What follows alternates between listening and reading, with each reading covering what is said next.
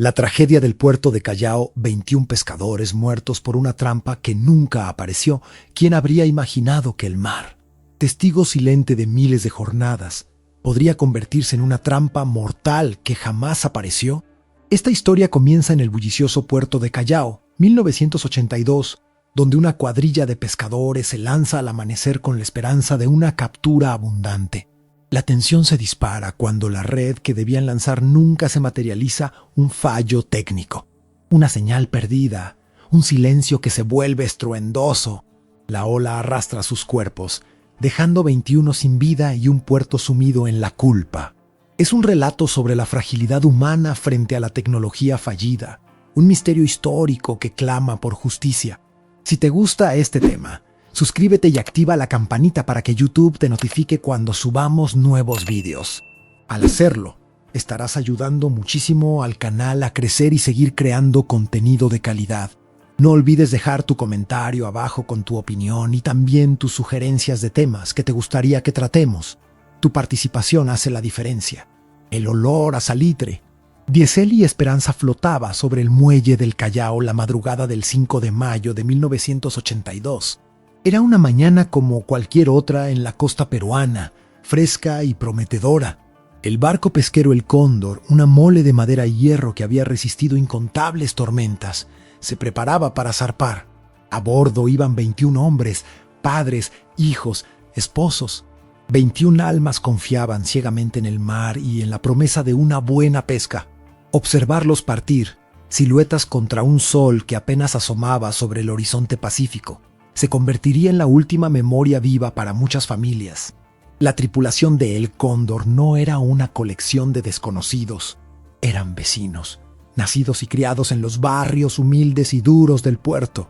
El capitán, don Fausto, un hombre de 50 años con manos curtidas como cuero viejo, garantiza el éxito de la jornada. Zarparon a las 5 de la mañana, rumbo a una zona conocida por su riqueza en anchovetas. El plan era sencillo, lanzar la red de cerco, una maniobra que requería la coordinación precisa de los 21 hombres. La última comunicación con tierra fue a las 9:30 de la mañana. Un mensaje rutinario sobre las condiciones meteorológicas que se cortó en una estática inquietante, como un grito ahogado. El silencio se prolongó demasiado. Al mediodía, la inquietud se transformó en pánico. Se activaron los protocolos de búsqueda y rescate, aunque lentos y mal equipados. Las horas pasaron, lentas, bajo el sol inclemente. Cuando cayó la tarde, la tragedia se reveló con una crueldad indescriptible. No encontraron el Cóndor en ese primer día, sino los cuerpos flotando. 1, luego 2, luego un macabro goteo que culminó en 21 cadáveres. El puerto se congeló en un grito colectivo.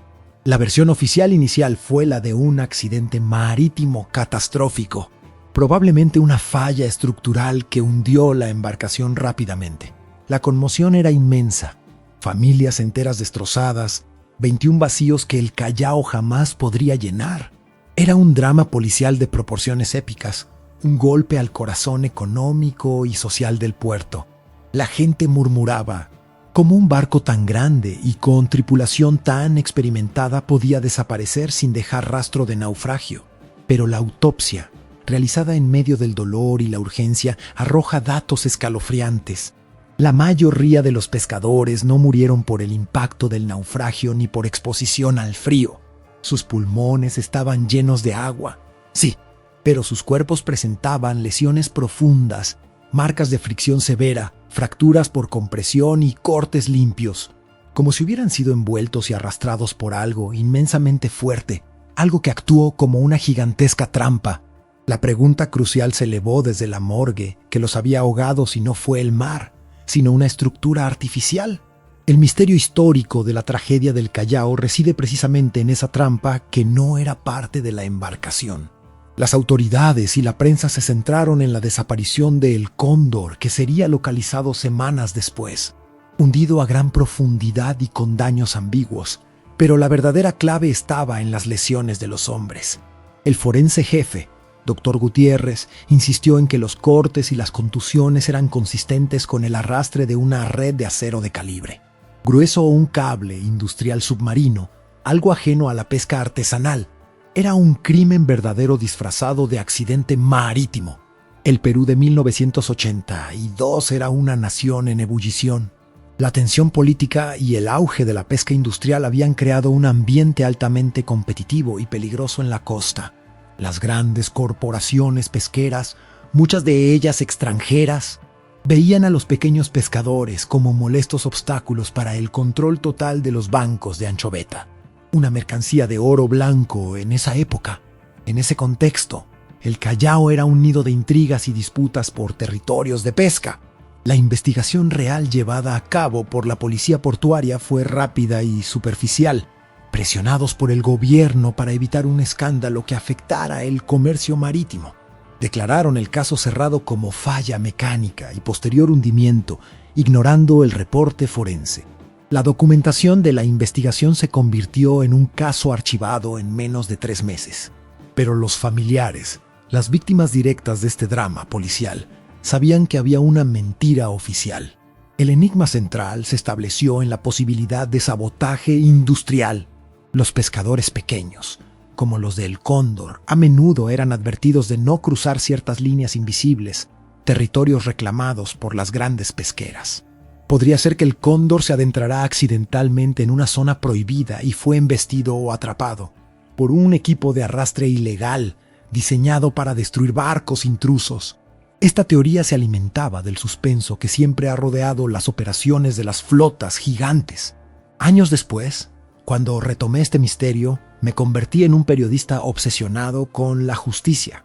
Revisé las cajas polvorientas de la Fiscalía y la Capitanía del Puerto. Me di cuenta de que la evidencia física de la trampa fue intencionalmente omitida. No había fotografías de las lesiones detalladas en los cuerpos, y los testimonios de los pocos buzos de rescate que trabajaron inicialmente fueron contradictorios. Mi objetivo se volvió desenterrar la verdad oculta en el fondo del Pacífico, saber quién tejió la red mortal y por qué 21 vidas fueron sacrificadas. Esto no era un accidente, sino un asesinato sin resolver. Doña Elena, la esposa del capitán Fausto, vivía aún a pocos metros del muelle, en una casa que olía a incienso viejo y a dolor contenido. Había pasado más de una década desde la tragedia, pero sus ojos guardaban la bruma de aquel fatídico amanecer. Me recibió con cautela, desconfiando de otro periodista que solo quería explotar su sufrimiento. Le aseguré que buscaba la verdad, no el espectáculo. Ella me describió a Fausto como un hombre precavido, que nunca habría arriesgado a sus 21 hombres. Ellos sabían los peligros del mar, señor Herrera, me dijo con voz grave. Pero mi Fausto temía más a la avaricia de los hombres que a la marea alta. Una semana antes de zarpar, él estaba nervioso. Hablaba de presiones. Las presiones, según doña Elena, venían de los peces grandes, las corporaciones que querían monopolizar el Callao. Ella recordó una discusión acalorada que Fausto tuvo con un capataz de la empresa pesquera Neptuno, la más grande de la zona, por la ubicación de sus faenas. Decidí concentrar mi investigación en lo que quedaba del El Cóndor, el casco, rescatado semanas después del hundimiento. Fue catalogado como evidencia y luego desmantelado y vendido como chatarra. Localicé el patio de salvamento, un lugar lúgubre y olvidado, lleno de óxido y memorias rotas.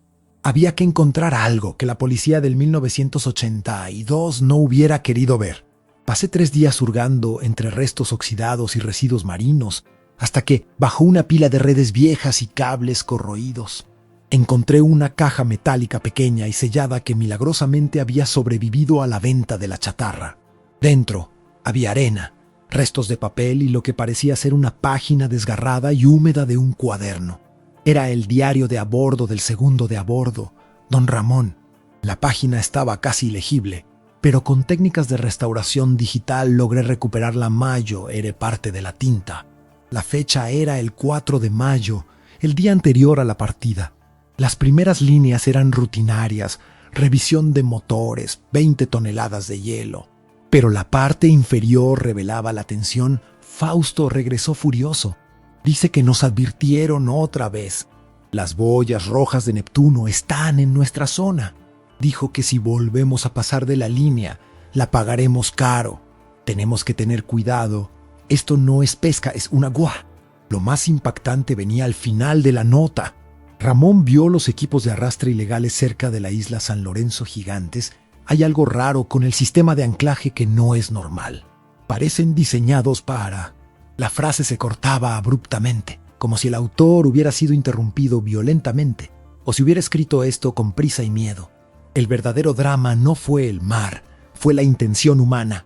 La mención de equipos de arrastre gigantes y la advertencia de las boyas rojas de pesquera. Neptuno convertían la tragedia en un caso de homicidio premeditado, un acto de guerra corporativa en el mar. Esto confirmaba que 21 pescadores entraron en una trampa que jamás tuvo la intención de atrapar peces.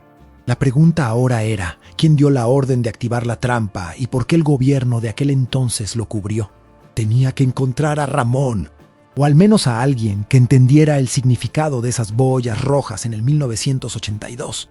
Y mi única pista era un ex empleado de Neptuno que se rumoreaba había desaparecido después de la tragedia. La búsqueda del ex empleado de pesquera Neptuno me llevó lejos de los muelles bulliciosos del Callao, hacia los laberínticos barrios altos de Lima, donde el asfalto se rendía ante la tierra. Su nombre era Teodoro Paz, según los registros incompletos que pude reconstruir. Teodoro trabajaba en 1982 como vigilante nocturno en los almacenes de Neptuno.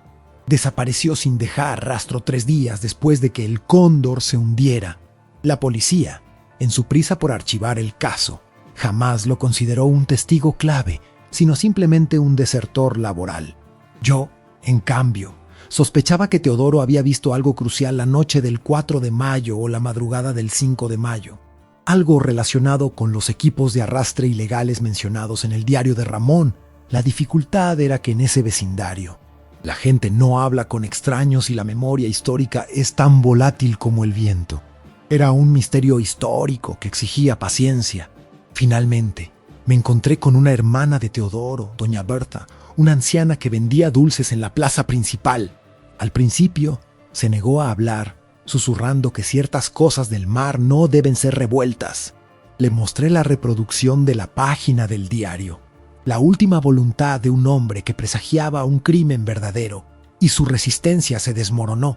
Me confesó que Teodoro no había huido, sino que había sido forzado a callar. La noche del 4 de mayo, Teodoro estaba de guardia y presenció como 2 barcos menores de pesquera Neptuno, que normalmente solo hacían entregas portuarias, cargaban algo pesado y voluminoso en medio de la oscuridad. No eran redes de pesca convencionales, parecían ser cables de acero y boyas especiales, las mismas boyas rojas que Fausto temía. Lo más inquietante es que, a diferencia de otras noches, esa noche no había registros de salida de esos barcos. La operación fue completamente clandestina, un secreto envuelto en la neblina del Pacífico. Doña Berta me relató el pánico de su hermano. Teodoro le contó que al día siguiente, cuando la noticia de la tragedia inundó el Callao, él conectó los puntos. Se dio cuenta de que ese cargamento nocturno no era pesca, sino una trampa. Temió por su vida y quiso denunciar, pero los hombres de Neptuno lo encontraron primero. Le ofrecieron una suma ridículamente grande de dinero, cerca de 20,000 soles de la época, para que desapareciera y nunca hablara. Él tomó el dinero, no por avaricia, sino por terror, y se escondió en el interior del país. Lo que Berta no sabía es dónde estaba exactamente, pero recordaba un detalle crucial antes de irse. Teodoro le entregó un mapa rudimentario del área de faena de Neptuno y le dijo: «Aquí está enterrada la verdad». El mapa era viejo, doblado y marcado con cruces borrosas. Una de las cruces, notablemente más grande, estaba ubicada justo al oeste de la isla San Lorenzo, la misma zona donde Ramón había visto los equipos de arrastre ilegales. Al parecer, la trampa que mató a los 21 pescadores no era un barco que embistió el Cóndor, sino un sistema de arrastre submarino fijo y permanente, una red fantasma diseñada para destrozar cualquier embarcación que se acercara demasiado. Era la prueba tangible del asesinato sin resolver. Entendí entonces por qué el cuerpo forense había encontrado patrones de fricción y compresión. Los hombres habían sido arrastrados y atrapados por la red asesina mientras intentaban escapar del barco hundido, o quizás mientras el cóndor era inmovilizado y arrastrado bajo las olas. Este macabro suspenso me heló la sangre. El crimen no fue una colisión accidental, sino la ejecución planificada de un grupo de pescadores por cruzar una línea territorial invisible, con la complicidad de altos funcionarios que silenciaron la investigación real. El mapa de Teodoro era mi única esperanza de encontrar la trampa misma, la prueba material que la justicia de hace décadas enterró. Necesitaba un buzo de confianza, con el mapa rudimentario de Teodoro en mi mano y el peso de 21 vidas sobre mi conciencia. Supe que la siguiente fase de mi investigación real implicaba regresar al mar, al epicentro del drama policial. Necesitaba un buzo que no hiciera preguntas, alguien que entendiera el riesgo de buscar algo que corporaciones poderosas querían mantener oculto. Encontré a Don Lucio, un ex-buzo de la Marina Mercante, retirado por una lesión, pero con una reputación impecable de discreción y conocimiento del eco marino del Callao. Le conté la historia del cóndor, omitiendo los detalles de la intencionalidad, presentándose simplemente como la búsqueda de restos históricos que confirmarían un viejo caso archivado. Alquilamos una pequeña embarcación pesquera, la más discreta que pudimos conseguir. La fecha era 21 de septiembre, más de una década después de la tragedia. Navegamos hacia la zona marcada en el mapa, cerca de la isla San Lorenzo. El mar estaba picado y la neblina persistía, creando una atmósfera sombría y adecuada para un misterio histórico. Al llegar al punto de la Gran X, Don Lucio desplegó el sonar. Buscamos durante varias horas. El sonar solo detectaba formaciones rocosas habituales y algunos residuos de pesca ordinarios. La frustración comenzaba a instalarse. ¿Había Teodoro exagerado? ¿O Pesquera Neptuno había retirado la trampa? Justo cuando estaba a punto de ordenar el regreso, el sonar emitió una señal anómala, grande y alargada, que no encajaba con el entorno natural. Don Lucio se preparó para el descenso. Mientras ajustaba su equipo, me advirtió: abajo, todo es más grande y el tiempo se detiene. Si es algo industrial, es probable que esté anclado con cadenas pesadas. Si lo tocamos, quizás se mueva y es peligroso. Sentí la tensión. La búsqueda de justicia por este crimen verdadero se había convertido en una expedición de alto riesgo. Le di las coordenadas exactas de la anomalía, grabadas en mi mente a partir del mapa. Don Lucio me prometió regresar con evidencia fotográfica o morir en el intento. La espera fue insoportable. Conté cada minuto que el buzo pasaba bajo la superficie. Tras casi 40 minutos, que parecieron 4 horas, Don Lucio regresó a la superficie, jadeando, pero con los ojos brillantes de una mezcla de horror y triunfo. Sostuvo una cámara submarina que documentaba el hallazgo, la trampa. No era una red de pesca. Era una malla masiva de alambres de acero trenzado, reforzada con cables de fibra óptica gruesos y anclajes gigantescos al fondo marino. La estructura tenía al menos 100 metros de longitud y estaba colocada estratégicamente para atrapar y enredar cualquier embarcación mediana que navegara a la profundidad equivocada. Lo más escalofriante de las imágenes era el estado de la red. Estaba rota en varios puntos y, colgando de los gruesos alambres de acero, había restos orgánicos y fragmentos de tela.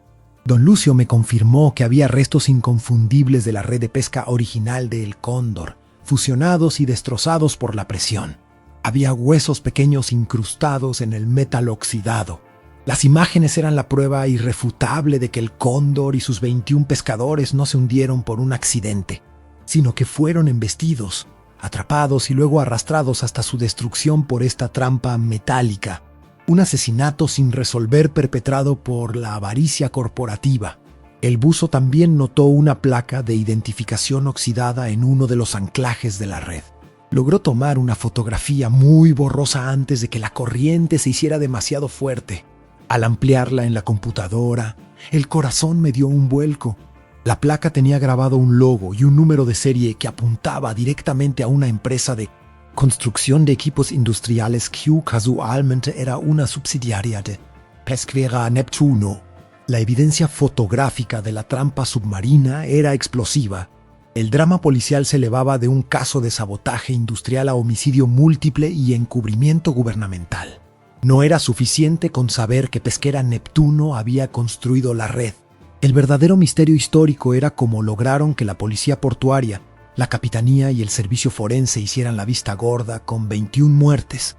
Yo estaba seguro de que había una conexión en las altas esferas, un hilo que unía la avaricia corporativa con el poder político de 1982. Mi objetivo se dirigió a los archivos notariales de la época, buscando cualquier transacción inusual o inversión de los directivos de Pesquera Neptuno justo antes o después de la tragedia. La investigación real de estos documentos fue tediosa, llena de cifras enmohecidas y nombres olvidados. Pero encontré algo. 3 meses antes del hundimiento del Cóndor, el entonces director de Neptuno, un hombre llamado Rodolfo Ledesma, transfirió la propiedad de un condominio de lujo en un balneario exclusivo a nombre de un alto funcionario del Ministerio de Pesquería de aquel tiempo, el subsecretario de Flota y Cabotaje, un tal Augusto Montesinos. El precio de venta registrado era irrisorio, menos de la cuarta parte de su valor real. Era un soborno evidente disfrazado de negocio inmobiliario. Busqué a Augusto Montesinos. Ya retirado, vivía una vida cómoda en la capital. Lo contacté bajo la excusa de escribir un libro sobre la historia marítima del Perú en los años 80. Montesinos, un hombre pomposo y orgulloso de su pasado, accedió a verme, probablemente deseando revivir sus días de gloria. En nuestra reunión, evité el tema del cóndor al principio. Lo dejé hablar sobre la regulación de cuotas de pesca y la expansión industrial. Luego, de manera casual, mencioné la presión que las grandes flotas ejercían sobre los pescadores artesanales. Montesinos rió, un sonido seco y frío. Los pequeños siempre han sido un problema. Hay que enseñarles quién manda en el mar, comentó. Fue entonces que saqué la fotografía ampliada de la placa de identificación del anclaje de la trampa submarina, la prueba del crimen verdadero. Su rostro se descompuso al verla. El color abandonó sus mejillas y su mano, que sostenía una taza de café, comenzó a temblar visiblemente. Negó cualquier conocimiento, argumentando que él solo era un burócrata que firmaba papeles. Lo confronté con la transferencia de la propiedad de Ledesma, el soborno. La tensión en la sala era insoportable, llena del suspenso de la verdad a punto de ser revelada. Montesinos se rindió y empezó a hablar, susurrando los detalles del encubrimiento. Ledesma no solo le había dado el condominio, sino que le había prometido una jubilación de oro si lograba resolver el problema del Cóndor. Montesinos confesó que la orden de solucionar el caso venía de arriba, del propio despacho ministerial, temerosos de que la competencia extranjera se echara para atrás si se revelaba un conflicto tan violento en el Callao. La instrucción fue simple: usar su influencia en la capitanía y la policía para que el informe final fuera de accidente de navegación. Montesinos admitió haber falsificado la orden para que el barco fuera desmantelado rápidamente, eliminando la principal evidencia física y asegurarse de que el reporte forense que hablaba de la trampa fuera discretamente borrado de los archivos oficiales, convirtiendo la muerte de 21 víctimas en un caso archivado sin mácula. Pero Montesinos no mencionó a Teodoro, ni el por qué Fausto y su tripulación fueron específicamente blanco esa noche. Había un eslabón perdido, que tenía el Cóndor, que lo convertía en un objetivo de prioridad máxima. Al salir de su casa, Montesinos me gritó una advertencia final, llena de miedo: Ledesma es un hombre peligroso. Y hay alguien más arriba que el cuidado, periodista. Hay cabezas que no quieren que esto se sepa. La advertencia de Montesinos resonó en mi cabeza. El drama policial no terminaba con la corrupción gubernamental y la avaricia de Ledesma. Había un nivel superior. Decidí ignorar el peligro y centrarme en el motivo que convertía el Cóndor en un blanco, más allá de la simple disputa territorial. Fausto, el capitán, no era solo un pescador, era el líder de la cooperativa de pescadores artesanales del Callao, y se rumoreaba que estaba reuniendo evidencia contra Neptuno por prácticas de pesca ilegales y sobreexplotación. Regresé a la casa de doña Elena, la esposa de Fausto. Le pregunté si su esposo guardaba papeles o registros secretos. Al principio, dijo que no, pero luego recordó algo. Fausto tenía un pequeño cofre de madera que guardaba bajo su cama, donde almacenaba herramientas valiosas. Tras rebuscar en el viejo arcón de madera, doña Elena encontró el cofre. Estaba cerrado con un candado oxidado. Lo abrimos con una palanca. Dentro no había herramientas, sino un cuaderno meticulosamente lleno de datos. No era un diario personal, sino un registro de coordenadas, fechas y descripciones detalladas de barcos de Neptuno operando en zonas protegidas, incluso en horarios prohibidos. Esto era un crimen verdadero de ecocidio corporativo. Pero lo más importante venía en las últimas páginas. Fausto había dibujado un esquema de las boyas rojas de Neptuno, marcándose no como delimitadores de zona, sino como puntos de anclaje para algo. El esquema mostraba una red de acero reforzado que se desplegaba entre las boyas, operada remotamente desde un barco de apoyo que se movía a gran velocidad. El diseño no era para atrapar peces, sino para inmovilizar y luego destrozar cascos de madera, como una guillotina submarina que aprovechaba la fuerza de la marea y la presión del agua para autoajustarse a su víctima. Fausto había documentado la trampa de la pesquera Neptuno en su totalidad. El cóndor no solo cruzó la línea, estaba allí para tomar la fotografía, para obtener la prueba definitiva para su denuncia. La tragedia ocurrió porque el cóndor fue capturado en plena maniobra de documentación. Ledesma, o quien estuviera por encima de él, se enteró de las intenciones de Fausto a través de un espía en la cooperativa, y la orden de activar la trampa se dio sin piedad. Esto explica las lesiones por arrastre y compresión. La tripulación, al darse cuenta de que estaban atrapados en una red de acero y no en una red de pesca común, intentó cortarla o escapar, siendo arrastrados bajo el agua y aplastados contra los cables reforzados. Fue una ejecución sumaria. Las víctimas de este asesinato sin resolver sabían que morían por la justicia que buscaban. El suspenso se disipaba, pero el horror crecía. Ahora tenía la prueba material, los testimonios del encubrimiento y el motivo, la eliminación de un testigo clave que amenazaba el imperio pesquero de Neptuno. Sin embargo, Montesinos mencionó a alguien por encima de Ledesma, la cabeza que realmente daba las órdenes. Revisando la lista de accionistas de Pesquera Neptuno en 1982, noté que la mayoría eran figuras públicas o inversores anónimos, pero había un nombre que aparecía con una participación accionaria minoritaria, pero significativa, bajo un fideicomiso.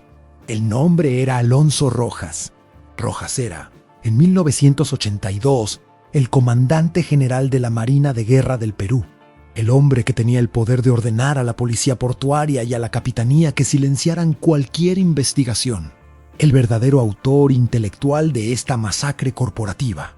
Hemos destapado el mayor misterio histórico del Callao. Descubrimos la trampa, el encubrimiento político y la avaricia detrás de las 21 víctimas. Pero nos queda la pregunta crucial. ¿Lograremos que la justicia dormida por décadas despierte y procese al comandante Rojas?